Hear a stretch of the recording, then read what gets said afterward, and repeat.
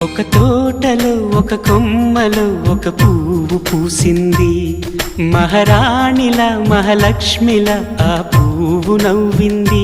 అలాగే నవ్వుతూ ఉండాలని నింగి నేల వాగు వంక చెట్టు చేమ గువ్వ గూడు ఆశీర్వదించాయి.